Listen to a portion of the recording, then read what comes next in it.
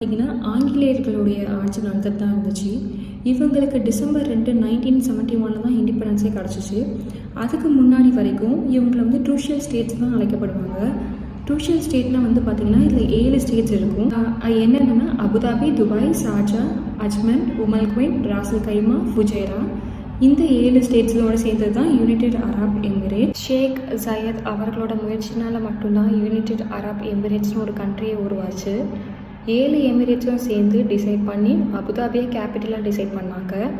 அபுதாபியை வந்து பார்த்திங்கன்னா மற்ற எல்லா எமிரேட்ஸை விடவும் ரிசோர்ஸ்லேயாக இருக்கட்டும், லேண்ட் ஏரியாலையாக இருக்கட்டும், வெல்த்லேயாக இருக்கட்டும் அவங்க தான் நம்பர் 1. என்னதான் அவங்க வந்து யூனியனாக மாறினா கூட foreign affairs, security, social service, இமிக்ரேஷன்ஸோட ரூல்ஸ் அது மட்டும்தான் காமனாக இருக்குமே தவிர ஒரு மாநிலத்துக்குள்ளே இருக்கிற ரூல்ஸ் அண்ட் ரெகுலேஷன்ஸாக இருக்கட்டும், நீதித்துறையாக இருக்கட்டும், இன்டர்னல் அஃபேர்ஸாக இருக்கட்டும்